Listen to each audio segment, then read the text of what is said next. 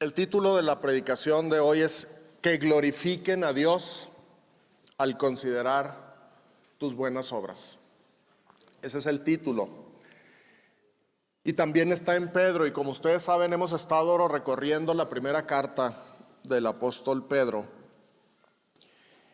Y hoy vamos a considerar lo que nos dice el versículo 12 del capítulo 2 de esta carta. Pero antes vamos a orar. Oramos, Señor, pidiéndote que cada uno de los que estamos aquí, que ya somos creyentes en Cristo, por pura gracia, por la fe en ti, Señor, que podamos darnos cuenta y hacer una realidad en nuestra mente, en nuestro corazón, el hecho de que por gracia tú nos has elegido en Cristo Jesús, que por tu grande misericordia nos has hecho renacer para una esperanza viva, que por esa grande misericordia tú nos has provisto de una herencia incorruptible, incontaminada, inmarcesible, y está reservada para nosotros en los cielos. Que podamos recordar y creer de manera plena que el poder de Dios nos guarda para alcanzar la salvación que tú vas a manifestar en el tiempo postrero. Que podamos entender y agradecerte porque esta salvación, esta gracia, tú la tenías destinada para nosotros desde antes de la fundación del mundo. Que no es un accidente, no es tampoco por méritos nuestros, sino por tu gracia, Señor. Queremos rogarte que creamos que somos linaje escogido, real sacerdocio, nación santa, pueblo adquirido por Dios, para anunciar las virtudes de aquel que nos llamó de las tinieblas a su luz admirable. Concédenos creer eso, porque eso somos, Señor. Los que estamos en Cristo somos todo esto, porque tú así lo dices en tu palabra. Ayúdanos, danos fe, aumenta nuestra fe, para estar siempre en esa plataforma, en esa base, en esa plenitud de fe, Señor. Que podamos estar siempre alertas, no creyendo mentiras del enemigo, sino creyendo tu verdad. Ahora te rogamos que nos guíes a través de esta predicación para entender cómo se vive después de saber quiénes somos, Señor. Es importante, es urgente saber quiénes somos para poder actuar en congruencia con esa nueva identidad que tenemos en Cristo. Te lo rogamos en el precioso nombre de nuestro Señor Jesús. Amén.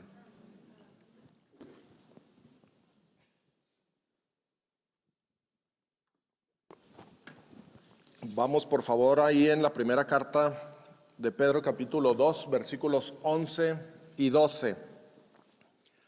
Amados, yo os ruego como a extranjeros y peregrinos que os abstengáis de los deseos carnales que batallan contra el alma, manteniendo buena vuestra manera de vivir entre los gentiles, para que en lo que murmuran de vosotros como de malhechores, glorifiquen a Dios en el día de la visitación, al considerar vuestras buenas obras.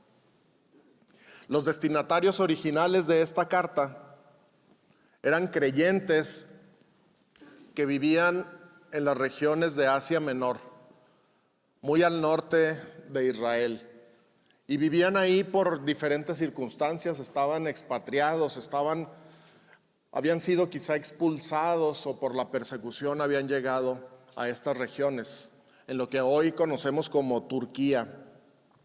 Ellos no eran bien vistos, eran extranjeros, eran gente que era rechazada continuamente.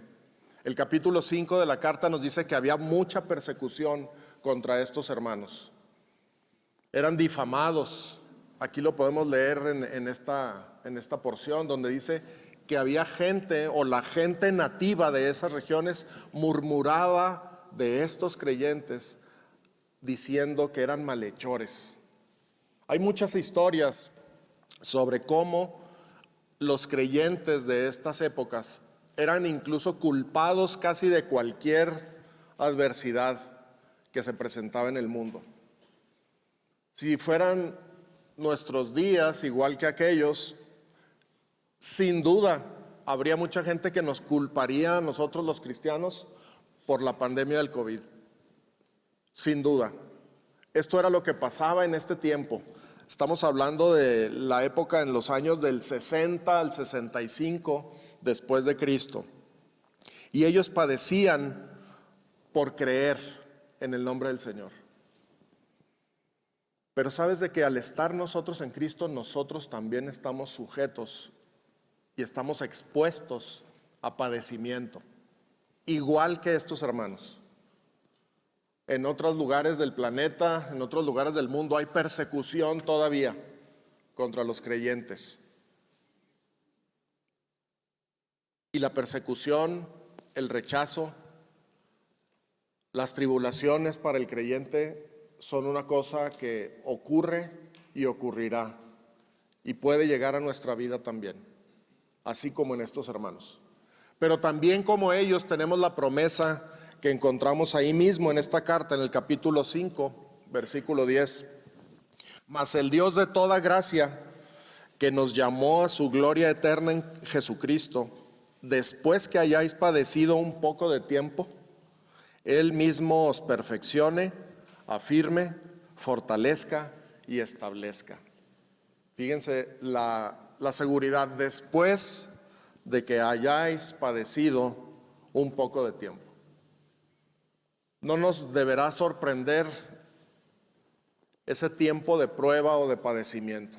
A nadie nos gusta la idea, por lo menos a mí no, pero es una realidad que Dios nos dice en su palabra.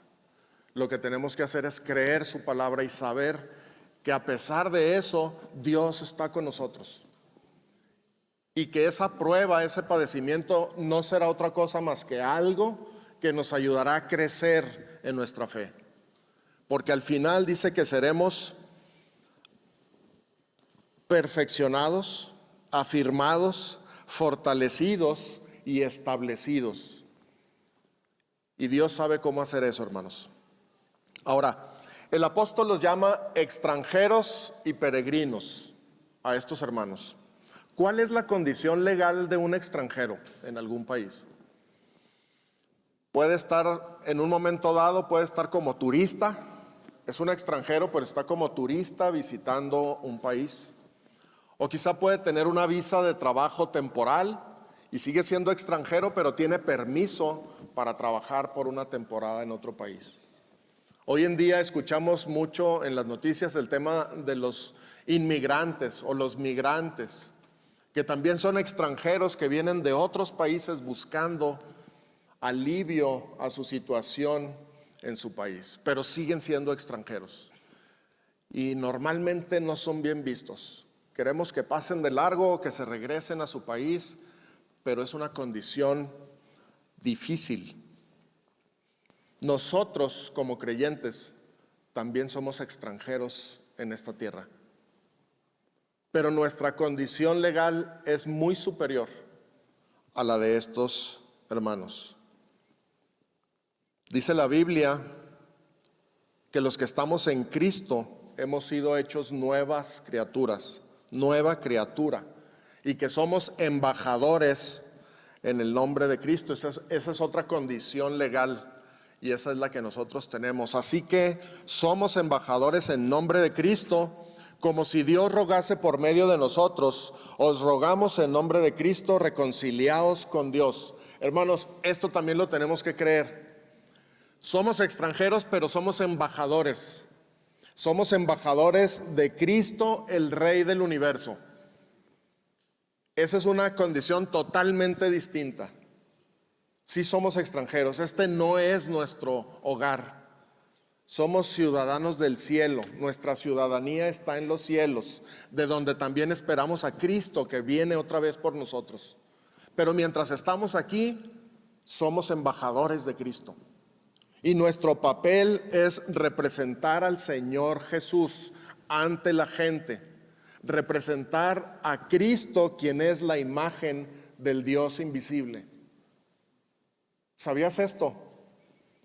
¿Crees esto, hermano? Tú eres representante de aquel que es la imagen del Dios invisible. En donde te muevas, en tu trabajo, en tu colonia, en donde vayas, eres un embajador del Rey del universo.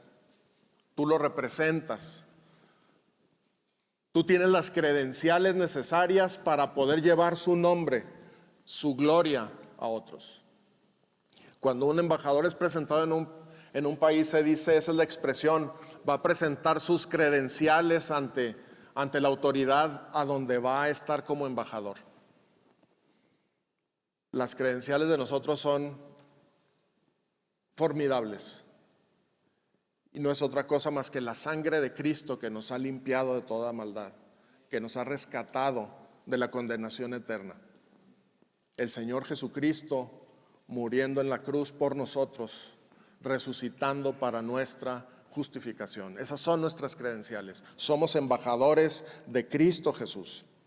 Y estos hermanos allá en el Ponto, en Galacia, en Capadocia, en Galacia, como dice al principio de la carta, estaban en un terreno hostil, había rechazo, como les dije hace un momento, y sin embargo, el apóstol Pedro les dice, mantengan buena su manera de vivir entre los gentiles. Normalmente nosotros pensamos, oye, estoy aquí en esta ciudad y me tratan mal, hoy diríamos, me hacen bullying, me critican, me persiguen. Hoy quizá lo que diríamos es, ¿sabes qué? Me cambio de lugar, me voy. Ellos no tenían esa opción, y si la tenían, no es el propósito de Dios. El apóstol Pedro les dice, ¿saben qué? Lo que tienen que hacer ustedes, a pesar de que murmuran de ustedes como de malhechores, lo que ustedes tienen que hacer es mantener una buena manera de vivir entre ellos. Es lo que dice el versículo 12. Y cuando hablamos de esta manera buena de vivir, esto equivale a decir una vida de una manera virtuosa, honorable, hermosa. Vean el escenario un poquito. Estás en un territorio donde todo mundo te rechaza, murmuran de ti como de malhechor, y la instrucción de Dios es, tú mantén una vida hermosa, virtuosa, delante de ellos, honorable. Es importante recordar que antes de estar en Cristo, antes de nacer de nuevo, teníamos otro tipo de vida. ¿Sí lo recuerdan? Ya nos lo dijo también el apóstol Pedro.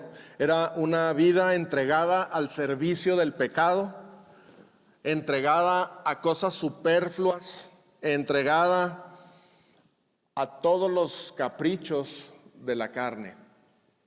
Eso lo vemos en el capítulo 1, versículos 18 y 19, donde dice, sabiendo que fuisteis rescatados de vuestra vana manera de vivir, la cual recibisteis de vuestros padres, no con cosas corruptibles como oro o plata, sino con la sangre preciosa de Cristo, como de un cordero sin mancha y sin contaminación. Teníamos una vana manera de vivir, y ahora Dios quiere que tengamos una buena manera de vivir entre los gentiles. De esta vana manera de vivir fuimos rescatados por la sangre de Cristo Jesús.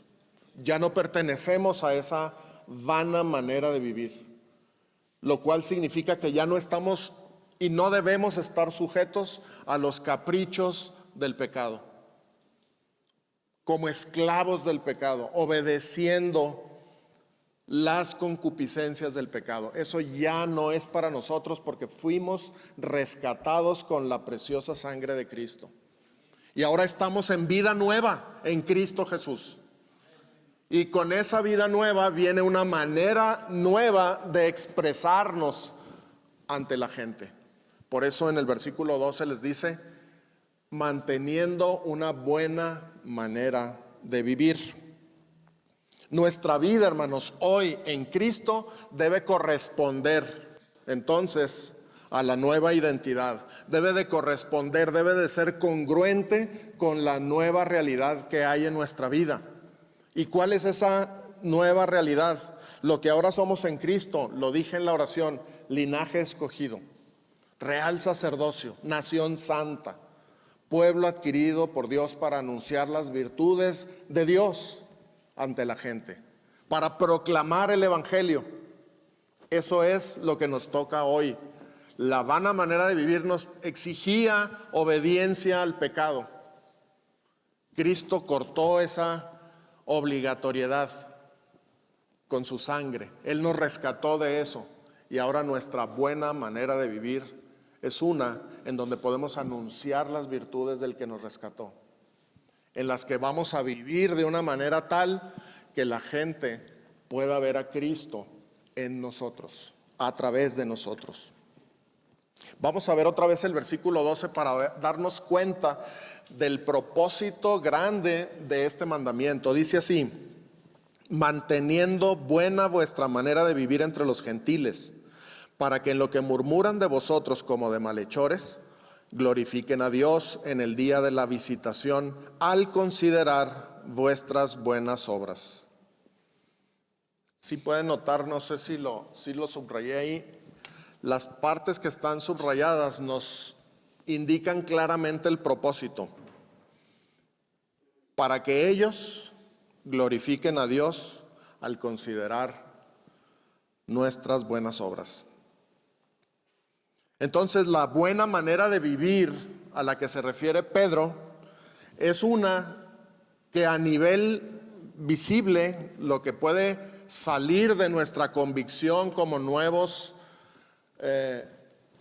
criaturas, como recién nacidos, como nacidos por Dios, lo que ellos pueden ver es una vida que se caracteriza o debe caracterizarse por las buenas obras. ¿Ya eres creyente? Ahora lo que se ve hacia afuera, nos dice Pedro, cuando los gentiles, cuando tus amigos, cuando tus compañeros, cuando la gente en general vea tus buenas obras, Dios va a ser glorificado. Es lo que nos está diciendo aquí. Esas buenas obras, hermanos, deben ser presentadas de tal manera que la gente las vea, que la gente vea las buenas obras. Es decir, las acciones que nosotros como creyentes ahora estamos practicando. Y cuando las vean, que puedan considerarlas, es decir, revisar, analizar, preguntarse y llegar a la conclusión de decir: voy a glorificar a Dios porque esto que está pasando es cierto. La misma idea la tenemos en palabras del Señor Jesús allá en Mateo 5, cuando dice: así alumbre vuestra luz delante de los hombres, para que vean vuestras buenas obras y glorifiquen a vuestro Padre que está en los cielos. Es exactamente la misma idea. Pedro nos dice: mantén buena tu manera de vivir entre los gentiles, para que en lo que murmuran de ti como de malhechor, glorifiquen a Dios cuando consideren tus buenas obras. Es la misma idea. El Señor Jesucristo ya lo había dicho antes: que tu luz alumbre de tal manera delante de los hombres para que vean tus buenas obras y glorifiquen a nuestro Padre, a vuestro Padre Dios que está en los cielos. El propósito entonces de nuestras buenas obras, el propósito de vivir de una manera buena, hermosa, virtuosa delante de los hombres, no es recibir el aplauso nosotros. No es recibir la alabanza nosotros. No es que digan: qué buen ciudadano, qué jefe tan ejemplar y tan buena onda, podrían decir algunos. No se trata de eso. Se trata de que glorifiquen a Dios. Ese es el propósito. Para eso necesitamos estar haciendo buenas obras. Y las preguntas iniciales para ti y para mí es: ¿estás teniendo una buena manera de vivir entre tus conocidos?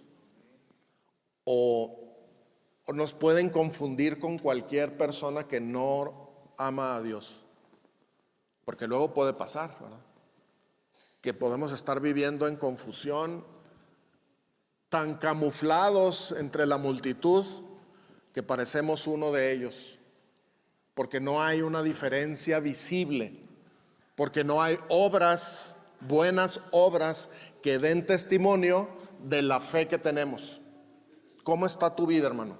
¿Estás manteniendo una buena manera de vivir entre los gentiles? Amén. La gente puede ver tus buenas obras, porque el Señor Jesucristo y Pedro dice que vean tus buenas obras. Se tienen que exhibir, se tienen que poner sobre la mesa para que la gente vea tus buenas obras. Porque el propósito es que cuando vean tus buenas obras, Él va a ser glorificado. Aquí hay una advertencia importante que quiero hacer. Lo que debe verse son las buenas obras, no tú, no yo. A veces nosotros nos confundimos y queremos hacer cosas para que la gente nos vea y pararnos el cuello y que nos alaben y que nos feliciten y que nos den aplausos y recibir gloria. Pero lo que se debe ver son las buenas obras y no nosotros, porque esto es lo que hacían los escribas y los fariseos. Miren ahí en Mateo 23, 2, 3 y la primera mitad del 5, dice: en la cátedra, está hablando el Señor Jesús, en la cátedra de Moisés se sientan los escribas y los fariseos. Así que todo lo que os digan que guardéis, guardadlo y hacedlo, mas no hagáis conforme a sus obras, porque dicen y no hacen. Antes hacen todas sus obras para ser vistos por los hombres. ¿Se fijan la diferencia? Es algo muy sutil. Estos hombres hacían buenas obras para ser vistos ellos.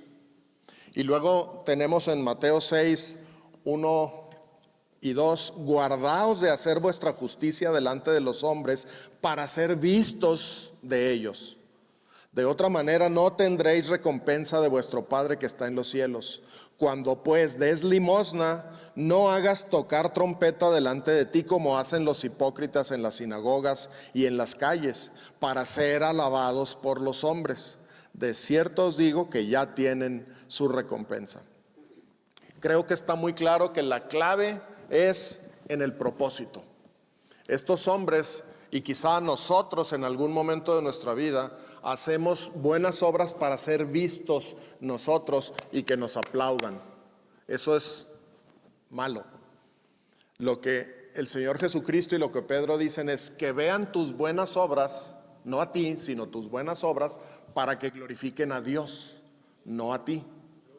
¿Estamos claros en eso, hermanos? La clave está en el propósito que se busca. Nuestras buenas obras deben dirigir la atención de la gente a Cristo. Deben dirigir su mirada a Dios para que lo glorifiquen a Él, no a nosotros. Ahora, buenas obras hemos dicho varias veces. ¿Y qué sabemos de las buenas obras? ¿Qué sabemos realmente de las buenas obras? Bueno, la Escritura nos dice, por un lado, las buenas obras no pueden salvarnos. Efesios 2, 8, 9. Porque por gracia sois salvos por medio de la fe, y esto no de vosotros, pues es don de Dios, no por obras, para que nadie se gloríe. Entonces las buenas obras a las que estamos llamados a hacer no es para salvarnos, porque por las obras nadie se puede salvar. Las buenas obras que estamos llamados a practicar es porque ya somos salvos. Y una consecuencia visible de todo aquel que ha nacido de nuevo es practicar buenas obras. No podemos ser justificados por ellas, dice Gálatas 2:16, sabiendo que el hombre no es justificado por las obras de la ley, sino por la fe de Jesucristo. Nosotros también hemos creído en Jesucristo para ser justificados por la fe de Cristo y no por las obras de la ley. Por cuanto por las obras de la ley nadie será justificado. Está muy claro, ¿no? Las obras, las buenas obras, incluso las obras que marcaba la ley o que marca la ley, no te justifican delante de Dios. Es imposible, porque esas obras de la ley demandan perfección. Y nadie ha podido cumplir la ley de Dios de manera perfecta, solamente Cristo Jesús. Y por la obediencia de Cristo Jesús es que tú y yo, a través de la gracia, podemos tener acceso al Padre. No por nuestra obediencia, sino por la obediencia de Cristo. Eso lo encontramos en Romanos capítulo 5, versículo 19. Dice: así que por la obediencia de uno, los muchos fueron constituidos justos. Si tú estás en Cristo, eres justo delante de Dios, no por tu propia justicia, sino por la justicia de Cristo, que ahora ha sido atribuida a ti, por la obediencia que Él tuvo. Pero ¿qué más sabemos de las buenas obras? Bueno, han sido preparadas por Dios para que los que son de Dios, para los que son hijos de Dios, andemos en esas buenas obras. Efesios 2:10, porque somos hechura suya, creados en Cristo Jesús para buenas obras, las cuales Dios preparó de antemano para que anduviésemos en ellas. O también en Tito 3:8, palabra fiel es esta, y en estas cosas quiero que insistas con firmeza, para que los que creen en Dios, ¿tú crees en Dios, hermano? Amén. Para que los que creen en Dios procuren ocuparse en buenas obras. Es nuestra tarea. Es nuestro privilegio ocuparnos en buenas obras. Estas cosas son buenas y útiles a los hombres.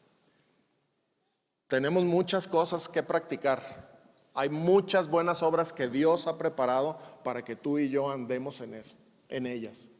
Y para que andemos con la mira, con la única finalidad de que otros glorifiquen a Dios. Que otros vengan al conocimiento de Dios por lo que tú y yo hacemos, por la manera en que tú y yo vivimos. Una buena manera de vivir, practicando las buenas obras que Dios ha preparado para que tú y yo andemos en ellas. ¿Qué más sabemos de las obras? Bueno, son evidencia de la fe genuina. Santiago 2:18, pero alguno dirá: tú tienes fe y yo tengo obras. Muéstrame tu fe sin tus obras y yo te mostraré mi fe por mis obras. Ese es el lugar de las obras, son una evidencia de nuestra fe. Son la expresión visible de lo que yo he creído internamente. Lo que yo creo en mi corazón, eso se expresa en acciones que la gente puede ver. Es lo que está diciendo Santiago. Alguien que dice que tiene fe y no tiene obras, no se ocupa en las buenas obras que Dios tiene preparado, por lo menos hay duda de si su profesión de fe es genuina. O en otras palabras, cuando alguien cree en Cristo Jesús, porque Dios ha transformado su corazón y por lo tanto lo ha hecho nacer de nuevo, la cosa más natural es que haya buenas obras. Es una consecuencia lógica. Y por último, son llevadas a cabo por medio de Jesucristo en nosotros. Y esto a mí me encanta, esto es formidable, formidable. Hebreos 13, 20 y 21. Y el Dios de paz, que resucitó de los muertos a nuestro Señor Jesucristo, el gran pastor de las ovejas, por la sangre del pacto eterno, os haga aptos en toda buena obra. Él es el que nos hace aptos. Y luego dice, para que hagáis su voluntad. Y salimos corriendo, pero dice, espérate, haciendo Él en vosotros lo que es agradable delante de Él por Jesucristo. Entonces, ¿quién hace las buenas obras? Pues sí nosotros, pero realmente las hace Cristo, porque Cristo mora en nosotros. Y Él lo único y principal que tiene en su vida es darle gloria a su Padre. Él no va a fallar en eso. Lo que nosotros tenemos que hacer es creer que estamos en Cristo y que nos toca andar en las buenas obras que el Padre tiene preparadas para nosotros. Y Él mismo le dice a su Hijo, bueno, capacita a todos estos hijos míos para que sean aptos para toda buena obra. Y así puedan hacer lo que a mí me agrada, a través de ti, que eres el que va a hacer lo que a mí me agrada, porque tú sabes lo que a mí me agrada. Y hermanos, estamos ante un privilegio, ante una oportunidad grandiosa de decirle: Señor, aquí estoy.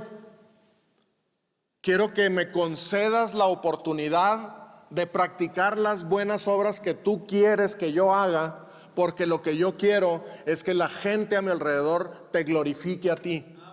Eso es lo que debemos de buscar, hermanos, la gloria de Dios, no la nuestra. No queremos que la gente diga: qué ciudadano tan ejemplar es Raúl. No, eso no es lo que necesitamos hacer nuestras buenas obras para que Dios sea glorificado. Es impresionante, ¿no?, cómo actúa Dios, haciendo Él en vosotros lo que es agradable a Él por medio de Jesucristo. Es impresionante. Por eso Pablo podía decir: yo ya no vivo yo, mas vive Cristo en mí. Y lo que hoy vivo en la carne lo vivo en la fe del Hijo de Dios, el cual me amó y se entregó a sí mismo por mí. Cristo viviendo su vida en nosotros. Tenemos que estar dispuestos, tenemos que creer y decirle: danos la oportunidad, Señor, concédenos la oportunidad de brillar, no para tener la gloria yo, sino para que tengas la gloria tú. Aún los no creyentes van a glorificar a Dios, porque ¿quién glorifica a Dios por lo menos cada domingo? Los creyentes, ¿no? Bueno, con este mandamiento, aún los que no creen podrán glorificar a Dios, porque cuando vean tus buenas obras van a glorificar a Dios.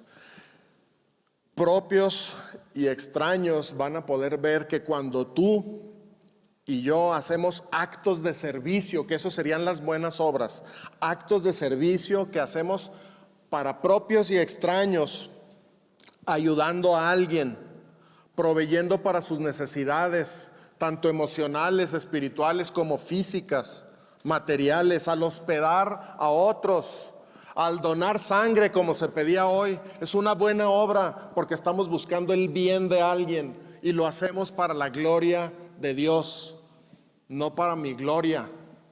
Cuando la gente vea que tú abres tu puerta para hospedar gente que necesita un techo, cuando los exhortas, cuando los edificas, cuando los consuelas, cuando estás pendiente de cada oportunidad para hacerle el bien a otro, estás haciendo las buenas obras que el Padre tiene para ti. Y la gente que no cree, al ver eso, va a glorificar a Dios. Y el nombre de Dios va a ser exaltado, hermanos. Ahora, ¿cómo se efectúa la conexión entre mi buena obra y el hecho de que Dios sea glorificado? Pedro, unos versículos antes, nos da la clave, pero antes de esto es urgente que entendamos que necesitamos conectar directamente nuestras buenas obras con Cristo, con Dios. Tienen que estar conectadas, de tal manera que si tú un día decides como buena obra decir, para el fin de año hay mucha gente celebrando una buena cena, un buen recalentado, pero también hay mucha gente que no tuvo para cenar ayer, no tuvo para comer. Y sé que están ahí en los cruceros mendigando. Y tú dices: Señor, yo quiero llevarles un café calientito, un pedazo de pastel, un tamalito, algo para que puedan. Hazlo, hermano, pero conéctalo eso con Cristo y diles: te traigo esto en el nombre de Dios, que quiere que tú lo recibas. Que ellos no digan: qué buen vecino, este siempre me trae pastel todos los fines de año, ¿verdad? No, que ellos digan: este hombre o esta mujer me está dando este vaso de café caliente, este pedazo de pastel, en el nombre de Cristo. Entonces Cristo es alguien especial que busca mi beneficio, que busca mi bienestar. Necesitamos conectar directamente, porque si no conectamos nuestras buenas obras con Cristo y sus enseñanzas, otra vez corremos el riesgo de ser nosotros los que reciban la gloria y no Cristo. Corremos el riesgo de ser alabados nosotros y no Dios. Y como vimos en el ejemplo de los escribas y los fariseos, eso es muy peligroso y se puede pegar. Podemos deslizarnos y empezar, oye, pero se siente muy bien que te aplaudan y se siente muy bien que te... Hermano, es urgente que entendamos que la gloria debe de ser para Dios nada más. Y nuestras buenas obras estarán dirigidas para Él. Pedro, 3 versículos antes, nos dice, ustedes son nación santa, todo lo que hemos comentado, dice, para que anuncien las virtudes de Dios. Entonces eso significa proclamar el evangelio. 3 versículos después nos dice, ahora vivan una buena vida haciendo buenas obras. Y por lo tanto, cuando anunciamos el evangelio y vivimos en congruencia con ese evangelio y vivimos en congruencia con el carácter de nuestro Dios, la gente puede decir, esto que está haciendo esta persona o estas personas lo están haciendo en el nombre de Dios y yo glorifico a Dios por ello. Aún la gente que no conoce a Cristo como Señor, aún la gente que no sabe, que no ha reconocido a Cristo como el Salvador que necesita desesperadamente. ¿Habrá alguno aquí hoy que no sabe que necesita a Cristo de manera desesperada para salvación? Pero aún ellos considerarán seriamente cuando vean las buenas obras y no tendrán más remedio que decir, estos tenían razón. Solo Cristo puede convertir a un pecador en una nueva criatura capaz de vivir como Él quiere. Eso es glorificar a Dios. Cuando ellos vean tus buenas obras y digan, tiene razón, todo lo que me ha dicho de Cristo es cierto. Cristo puede cambiar corazones totalmente corruptos, los puede transformar y puede haber vida nueva en la gente. Dios merece mi alabanza, Dios merece mi adoración. Es digno de que yo rinda mi vida ante Él. ¿Te gustaría ese resultado entre tus amigos, entre tus familiares? Que varios de ellos llegaran a conocer a nuestro Señor porque tú manifestaste su vida con tus buenas obras. Está al alcance de nuestras manos, hermanos. Pidámosle a Dios, rogámosle que Él, como decía por ahí Hebreos, nos haga aptos para toda buena obra y que podamos llevar el evangelio y vivir conforme a ese evangelio. Un asunto más, no sé si se fijaron, pero ahí en el versículo 12, en la segunda parte, hay una cosita interesante. Para que en lo que murmuran de vosotros como de malhechores, glorifiquen a Dios en el día de la visitación al considerar vuestras buenas obras. El día de la visitación, esa partecita, ¿qué significa? El día de la visitación, la palabra visitación significa inspección. Inspección. Y puede ser una inspección para bien o para mal, para misericordia o para juicio, para alivio o para condenación. Se puede referir a cualquiera de esas dos cosas. Eso es el día de la visitación de parte de Dios para misericordia o para juicio. Vamos a ver la primera, para juicio primero. Segunda Tesalonicenses 1, del 6 al 10. Porque es justo delante de Dios pagar con tribulación a los que os atribulan, y a vosotros que sois atribulados, daros reposo con nosotros cuando se manifieste el Señor Jesús desde el cielo con los ángeles de su poder. en llama de fuego para dar retribución a los que no conocieron a Dios ni obedecen al evangelio de nuestro Señor Jesucristo, los cuales sufrirán pena de eterna perdición, excluidos de la presencia del Señor y de la gloria de su poder, cuando venga en aquel día para ser glorificado en sus santos y ser admirado en todos los que creyeron, por cuanto nuestro testimonio ha sido creído entre vosotros. Aquí está muy claro que cuando el Señor venga otra vez, va a venir por los que creen en Él. Y todos aquellos que no creyeron, que no conocieron a Dios, que no estuvieron dispuestos a recibirlo, van a sufrir el pago, la retribución, el juicio de parte de Dios. Y las consecuencias son terribles.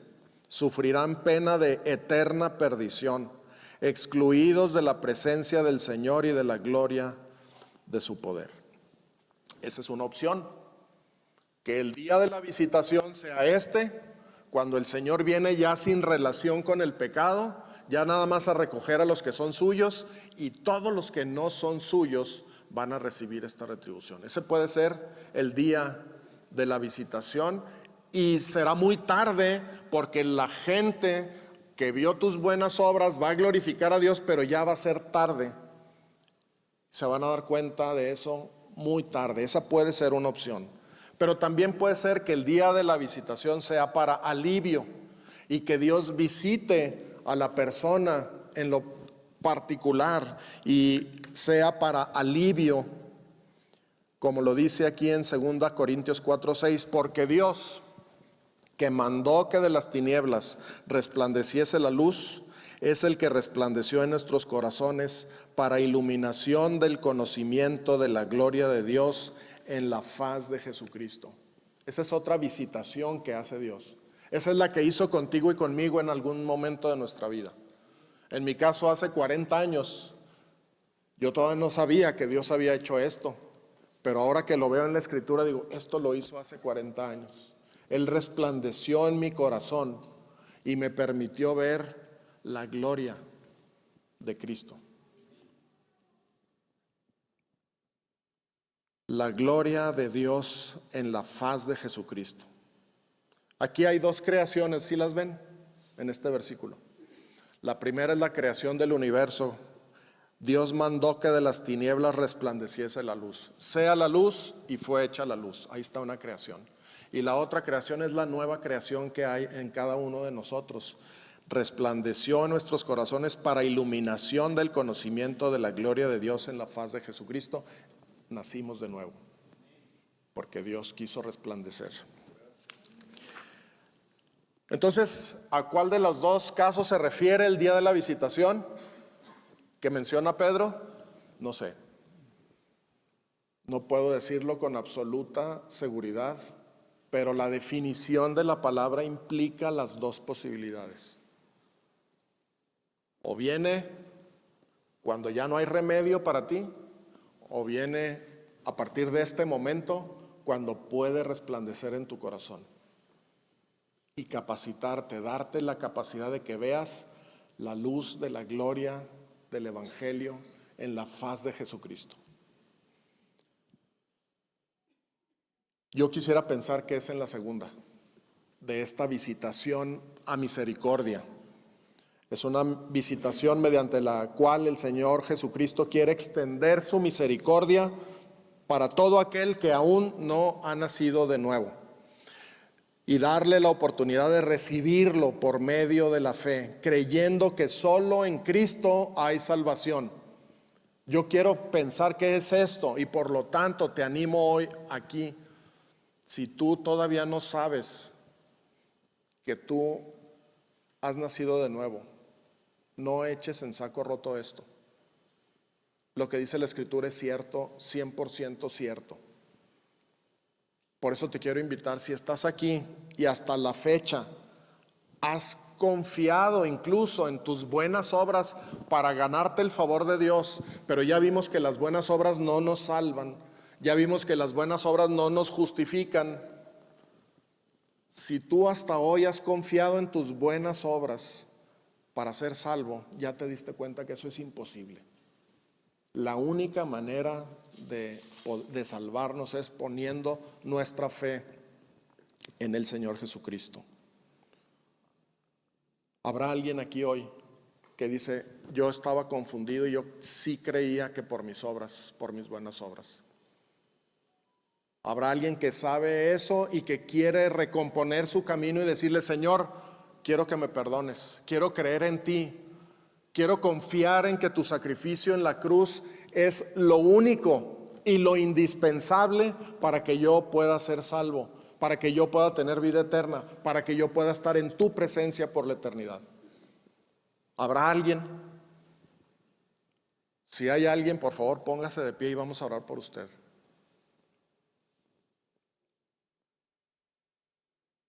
Dios te bendiga.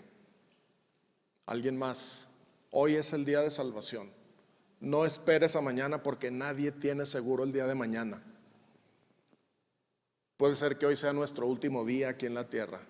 Y si no estamos en Cristo Jesús, por fe, ya vimos lo que nos espera: perdición eterna, el alejamiento de la gloria de Dios por la eternidad.